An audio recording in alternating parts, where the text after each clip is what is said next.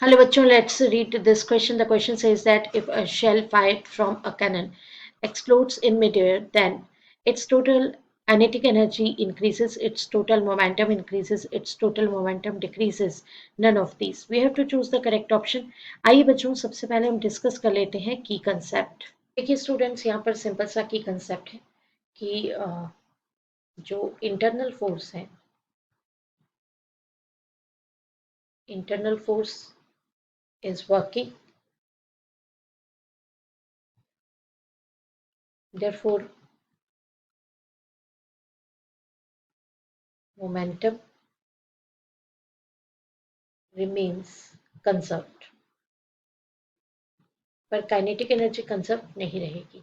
तो जो कॉन्सेप्ट है उसको सॉल्यूशन में देखें।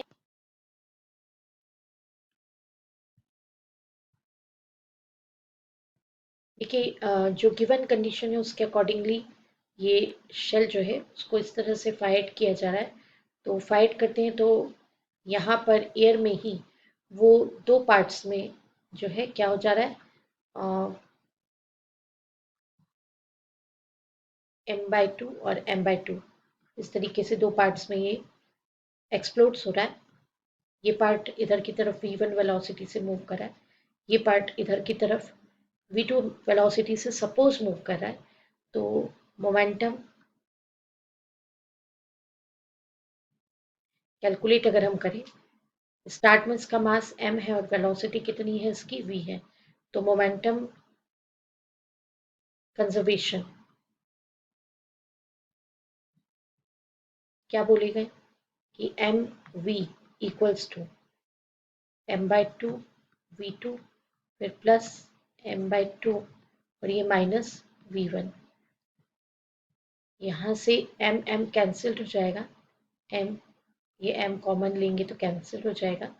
v equals to v2/2 minus v1/2, that is 2v equals to v2 minus v1। तो एक इक्वालिटी आपके पास ये आ गई। यहाँ पर अब हम कैलकुलेट करेंगे change in kinetic energy, right.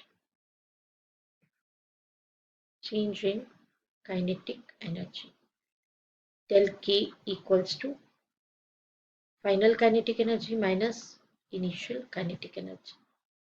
Final kinetic energy that means जो ये वाला पार्ट आया है उसी में हम कैलकुलेशन करेंगे। तो ये 1/2 मास m/2 है और v2 स्क्वायर माइनस, अभी तो ये फाइनल में तो यहाँ पे प्लस होगा, फिर 1/2 m/2 और v1 माइनस में तो इसका स्क्वायर करेंगे तो प्लस हो जाएगा।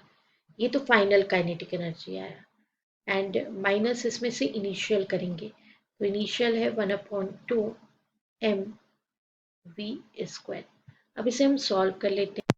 तो देखिए स्टूडेंट्स, यहाँ पर चेंज इन काइनेटिक एनर्जी जो आएगा, अभी आप सॉल्व करेंगे तो m तो कॉमन है, ये 4 भी कॉमन है, यहाँ से ब्रैकेट में यहाँ पर हो जाएगा v1 square plus v2 square and minus 1/2 m v square.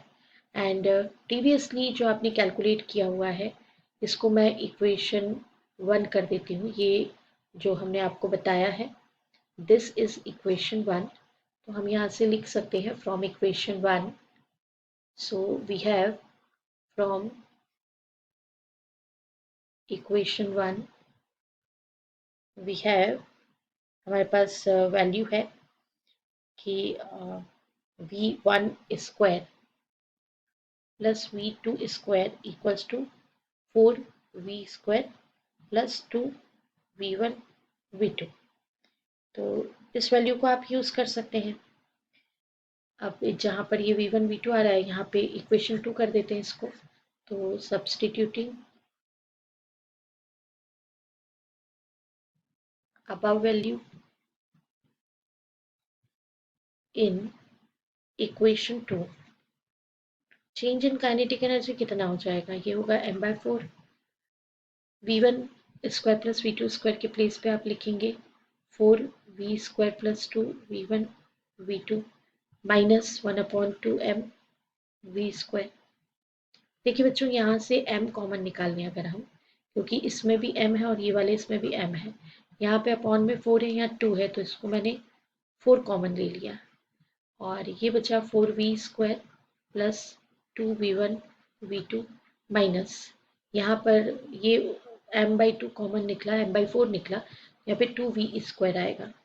तो बेसिकली हमारे पास, आप सॉल्व करके देखिए, हमारे पास जो क्वांटिटी रिमेनिंग है वो है m/4 and inside the bracket 2v1 v2 2v²। तो आप देख सकते हैं कि डेल के, ये जो डेल के है, ये इसमें नेगेटिव आने का सवाल ही नहीं उठता है, तो ये तो पॉजिटिव आने वाला है। तो del K change in kinetic energy is greater than zero, ये पॉजिटिव है।